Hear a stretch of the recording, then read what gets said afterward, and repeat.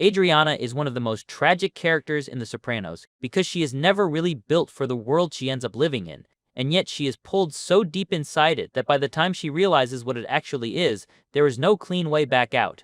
That is what makes her so important to the show. On the surface, she can look like a supporting character attached to Christopher, someone who exists around the edges of the real power, around the parties, the clubs, the gifts, the cars, the late nights, and the loud personalities. But the longer the series goes on, the clearer it becomes that Adriana is one of the best windows into what mafia life does to people who are close enough to feel its heat, but not strong enough, cruel enough, or protected enough to survive it. That middle position is everything with Adriana. She is not a boss, not a soldier, not somebody sitting in on plans, not somebody giving orders. But she is also far from innocent in the simple sense. She knows what kind of men these are. She knows money is dirty. She knows violence hangs in the air around Christopher and the people above him. She is not a random outsider who wanders in by accident. She is a woman who grows up around this culture, is attracted to parts of it, benefits from parts of it, and believes she can build a life next to it without getting crushed by it. That is the lie that destroys her. The mafia can make that arrangement look possible for a while. It can make life feel glamorous, exciting, protected, elevated above ordinary people.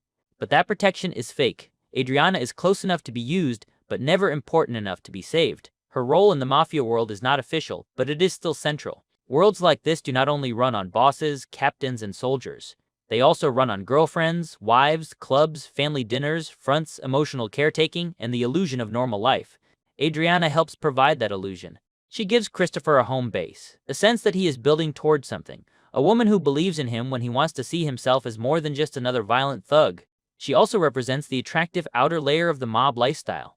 She is stylish, social, loyal, and plugged into that whole New Jersey atmosphere of nightclubs, status, and proximity to money. When Christopher moves through the world with Adriana beside him, he looks more successful, more real, more like a rising man with an actual future. That matters in a culture built on appearances. At the same time, Adriana also serves a practical function in that life.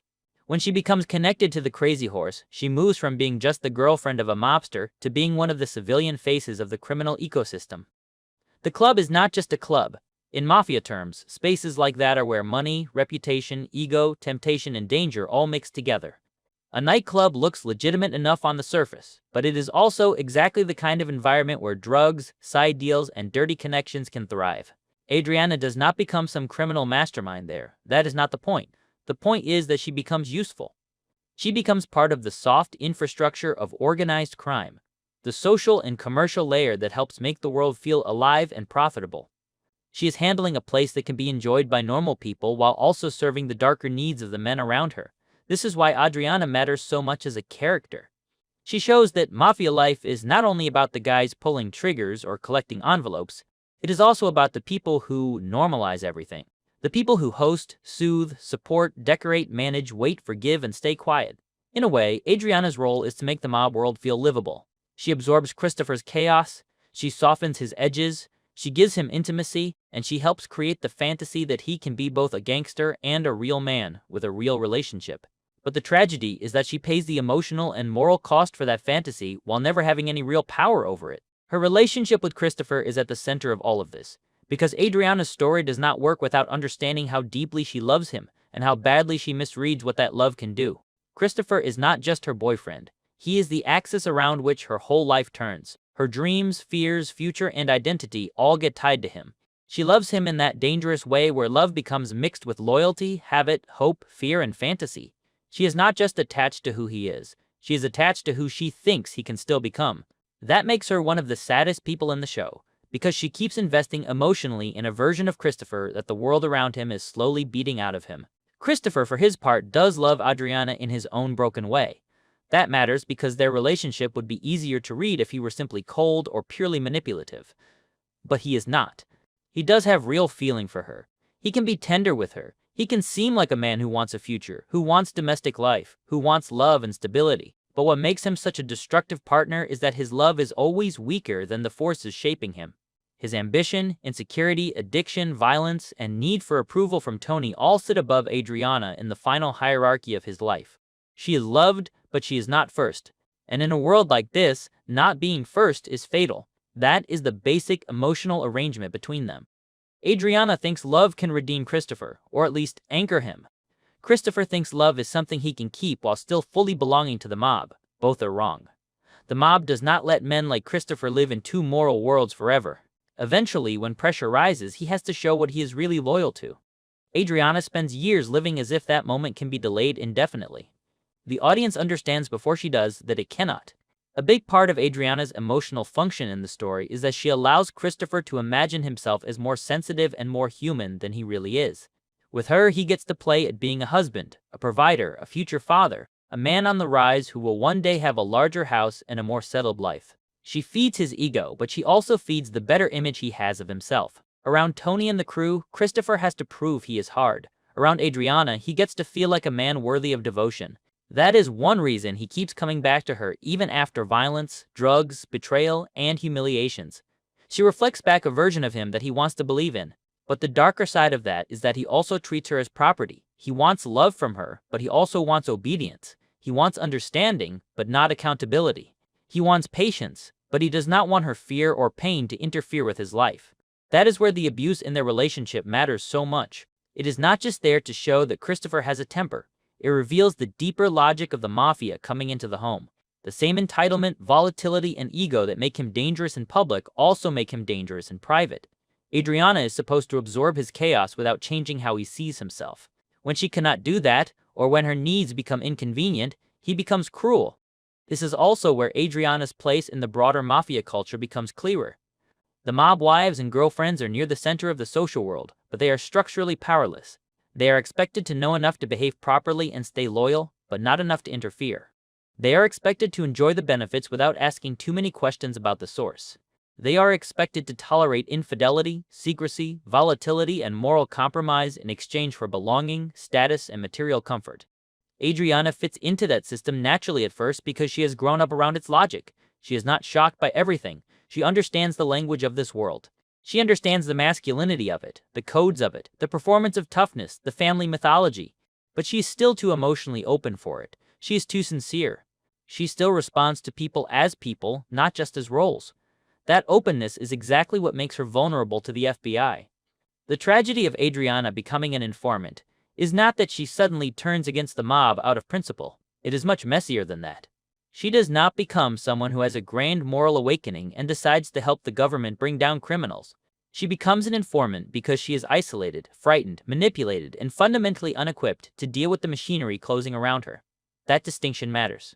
Her decision is not the decision of a calculated betrayer. It is the decision of a scared woman who has been cornered in a world where every available institution is stronger than she is. The FBI sees exactly what she is. They understand that Adriana is not the type to operate under pressure with discipline. She is emotional, trusting, eager to please, and not especially sophisticated in legal or criminal terms. She is the perfect pressure point because she is close to valuable people, but weak in the specific way that law enforcement can exploit. They do not get to her by brute force alone. They get to her through loneliness, friendship, and emotional manipulation first. The undercover friendship worked because Adriana wants connection. She wants someone to talk to. She wants someone who seems outside the harshness and suspicion of her usual environment. In another life, that need would be healthy. In this world, it becomes an opening. When the FBI reveals itself and leans on her, Adriana collapses because she has no real preparation for that moment. She has grown up around criminals, but that is not the same thing as being trained for criminal crisis. She does not have the instinct to shut down, demand a lawyer, and say nothing. She panics. She believes what they tell her about the danger she is in. She becomes overwhelmed by the scale of consequences. And most importantly, she cannot fully picture a path through the situation that does not destroy her life. That is what traps her. She is not choosing between good and evil in some clean, dramatic way. She is choosing between terrors she does not know how to navigate. This is why her cooperation with the FBI feels so pathetic and so heartbreaking rather than cold or strategic. She is a terrible informant in the glamorous cinematic sense. She is not cunning. She is not moving pieces across a chessboard. She is mostly terrified and trying to survive the next conversation. Her instinct is to give the FBI just enough to keep them calm while still protecting Christopher and preserving the possibility of her normal life. That middle strategy is doomed, but it makes psychological sense. Adriana still believes the worlds can be balanced. She thinks she can keep one foot in each reality. She does not understand yet that once the line is crossed, there is no balance anymore. There is only delay. In that sense, Adriana is the opposite of the men in the mafia. The men survive by compartmentalizing completely. They know how to separate business from feeling, violence from dinner, murder from routine. Adriana cannot do that. She carries fear in her body. She deteriorates under secrecy. The stress eats through her health, her sleep, her confidence, and eventually her whole sense of self. The show does a brilliant job of making her cooperation with the FBI feel less like a plot twist and more like a prolonged spiritual collapse. Every meeting pulls something out of her. Every lie to Christopher isolates her further. Every attempt to maintain normality becomes harder. She starts living in permanent panic.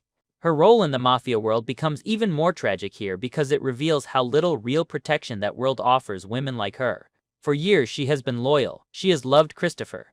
She has kept quiet. She has accepted humiliation, violence, and uncertainty. She has participated in the emotional economy of the mafia exactly the way someone in her position is supposed to. But once the federal government starts squeezing her, what is she really standing on? Nothing. No rank, no formal protections, no independent authority.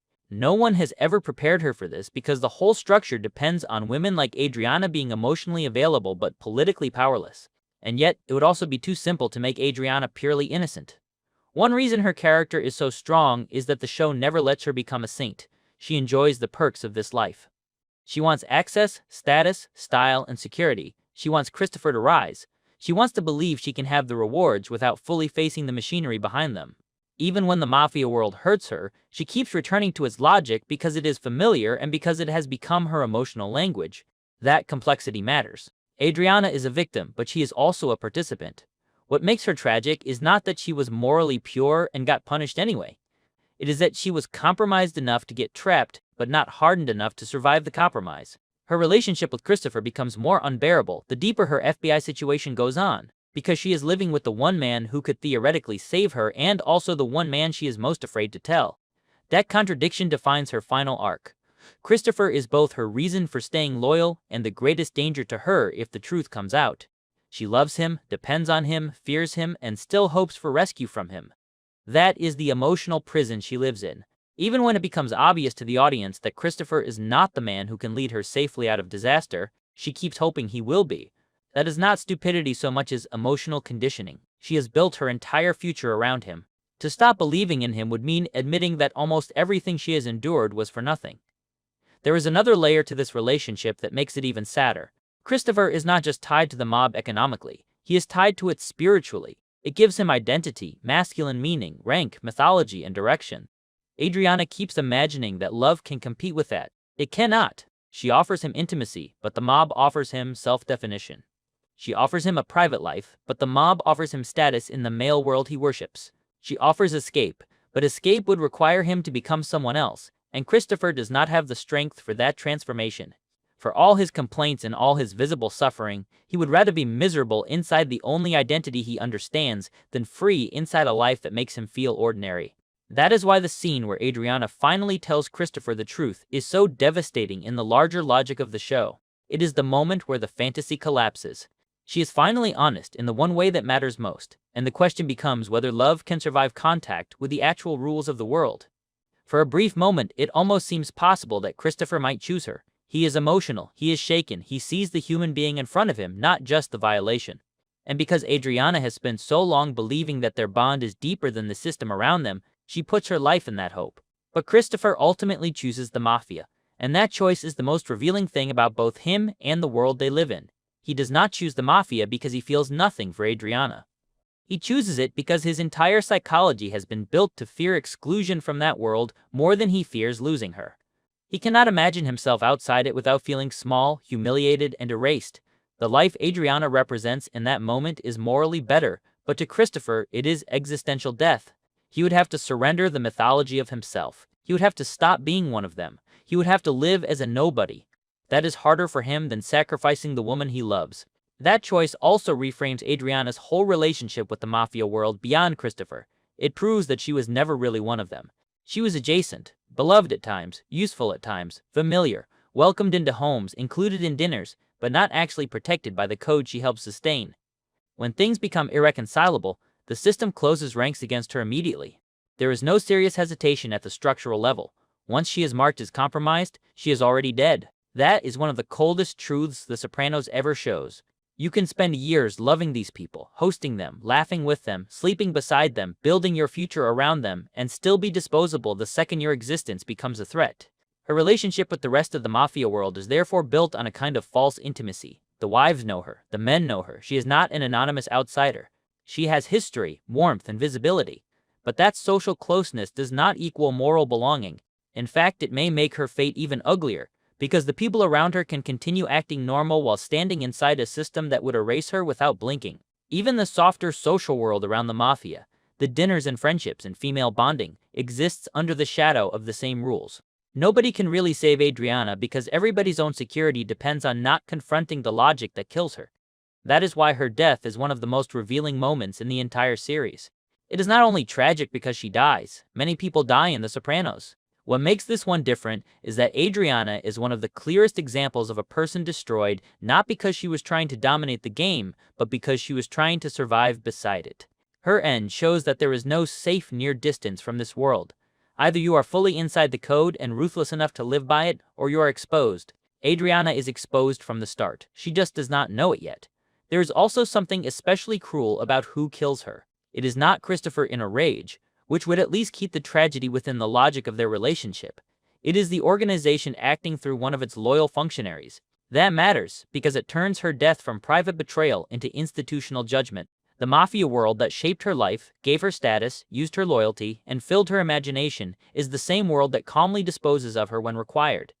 That is the final truth of her role.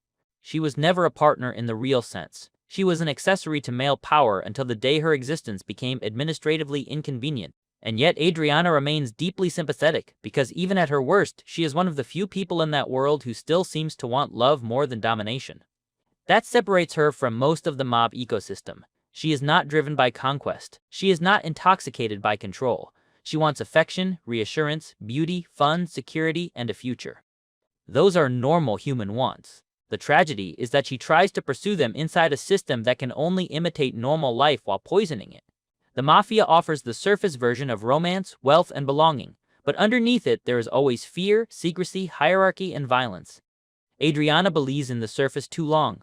Her decision to work with the FBI should therefore be seen less as betrayal and more as the desperate improvisation of someone who realizes too late that she has been living without any true safety net. It is a bad decision in practical terms. It is the kind of decision people in her world are trained to see as unforgivable.